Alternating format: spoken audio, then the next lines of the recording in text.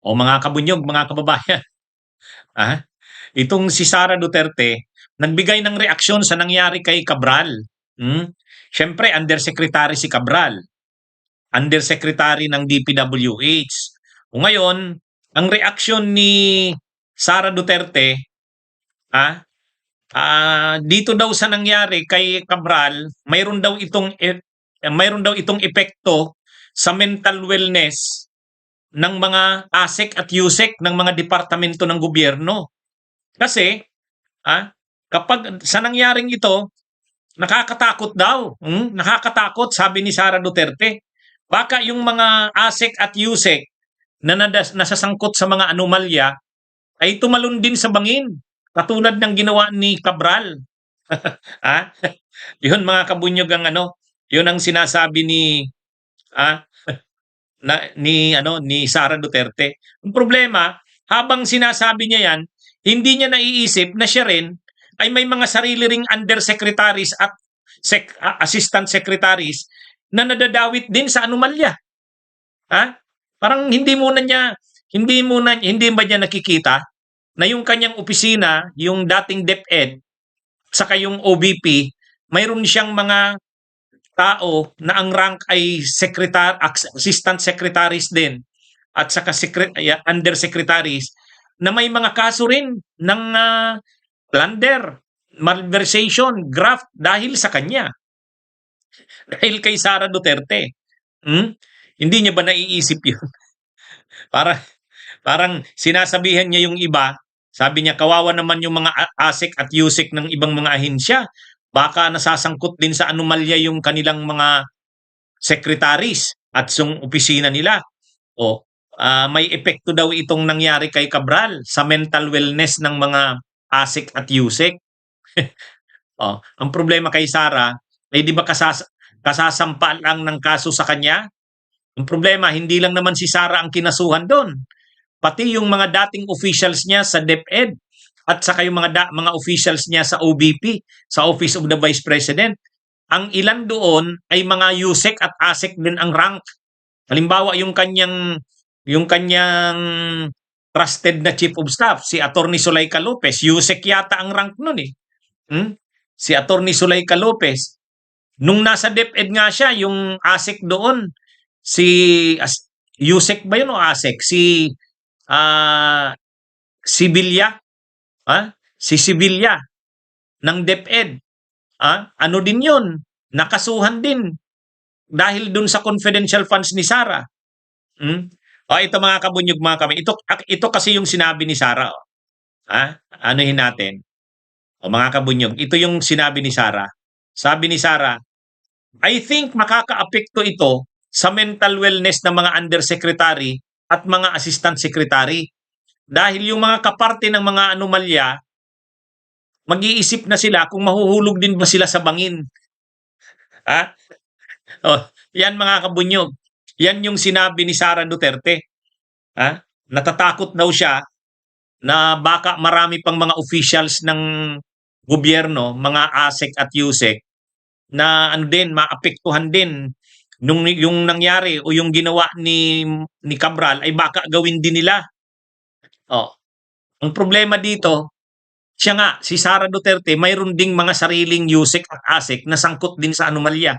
May mga kaso din sila. Yun, anuhin niya rin yun.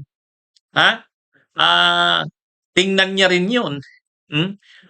Nung kainitan ng investigasyon sa Kamara, sa House, ng tungkol sa kanyang confidential funds, parang nagkakaroon na ng depression yung kanyang mga tauhan. Pag tinatanong doon sa hearing ng Kamara, na sila, nararatel na, nag-high blood na.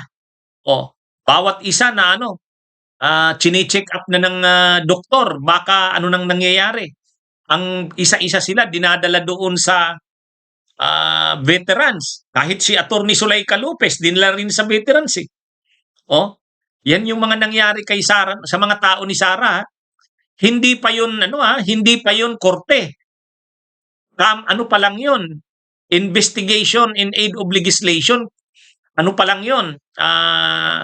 komite ng House of Representatives ay itong mga ginawa sa tao ni Sara, sinampahan na sila ng kaso sa ombudsman. At sa susunod na mga araw, posibleng kasuhan na sila yung mga tao ni Sara sa Sandigan Bayan. Si Sara hindi naman kasama sa kakasuhan sa Sandigan Bayan kasi impeachable official siya. Pero yung mga yung mga kasamahan niya, ilan ba yun? 16 yata yun eh. 16 yun. Ha? Hindi niya ba naiisip yon? Sigurado yung mga tao niya na yon, yung mga officials na yon ng kanyang opisina sa dating DepEd at saka yung kanyang mga ASEC at USEC sa OBP. Kapag may resolution na yung ombudsman at nag-decide ang ombudsman na kasuhan na sa Sandigan Bayan, maglalabas na naman ang arrest warrant sa kanila niyan. At pag naglabas ng arrest warrant, non-bailable yan. Makukulong yung mga ASEC at USEC niya. Maano na naman yun. Mga kabunyog, hindi niya ba naiisip yun ni Sara Duterte? Parang pag nagsasalita si Sara, akala niya ligtas siya sa ganyan. Akala niya sa DPWH lang yan? Hindi.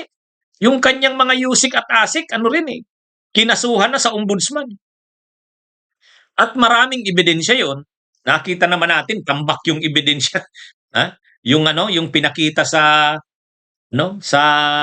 ombudsman, puro daw ako paninira.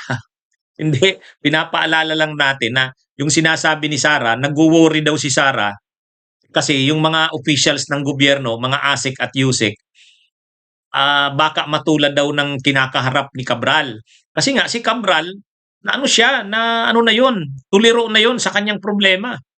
O ngayon, paano kung yung iba raw na mga ASEC at USEC, ganun din ang mangyari? Di kawawa naman, baka baka daw mahulog din sa bangin o magpakahulog din sa bangin.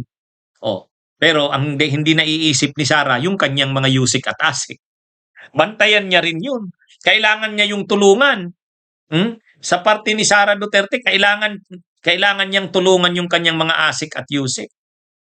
Kasi nakita natin yung pagkataranta ng mga yon doon sa pagdinig sa Kamara. Di ba isa-isa yun, parang hinihimatay. Parang isa-isa hinihimatay.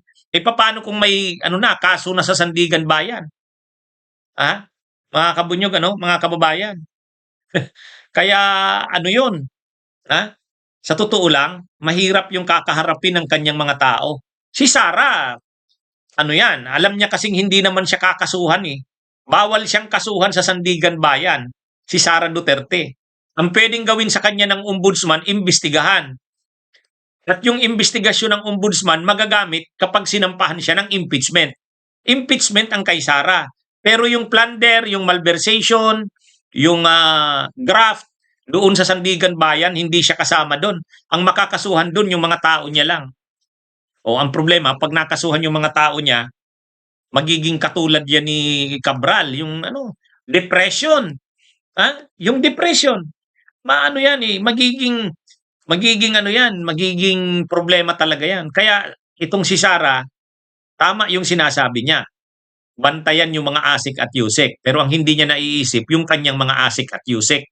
Marami siyang ASEC at USEC, sangkot dun sa mga kinasuhan. Kasama dun sa kinasuhan sa ombudsman. Ngayong taon, papasagutin na yun ng ombudsman. Papasubmitin na yun ng mga counter affidavits nila. Yung mga tao ni Sara. Pagkatapos niyan, maglalabas yan ng resolusyon ng ombudsman. Kung ang resolusyon ng ombudsman ay kasuhan sila sa Sandigan Bayan, na yan mga kabunyog, mga kababayan? Delikado. Delikado na yan. Kung noon nga na pagdinig pa lang sa Kamara, natataranta na sila, ay lalo na ngayon. Kaya yung napipicture out ni Sara na ang mga ASEC at USEC na sangkot sa anomalya ay baka matulad kay Cabral. Tingnan niya yung kanyang mga USEC at ASEC.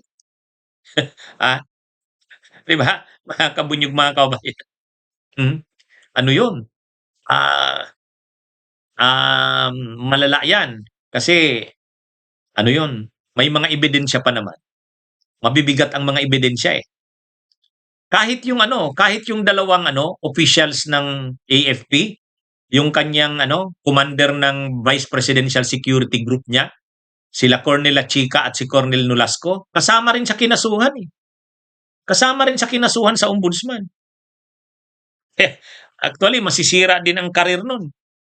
Yung military career nila, sira din. Anyway, mga kabunyog, mga kababayan, yon hindi siguro naiisip ni Sara yan. Nagsasalita siya ng ganyan, hindi niya naiisip yung mga tao niya. Ha? Yan ang magiging unang mamumroblema dyan sa sinasabi niya na yan ng mental wellness daw. Ha? Anyway, mga kabunyog, mga kababayan, magandang araw sa inyong lahat. Mabuhay po tayo. Bunyog, bunyog, halikan na kasama ka. Bunyog, kapag buklod ay may pag-asa. Luzon, Visayas, Mindanao, isa ang pananaw. Sa bagong Pilipinas ang bunyog isisigaw. Bunyog.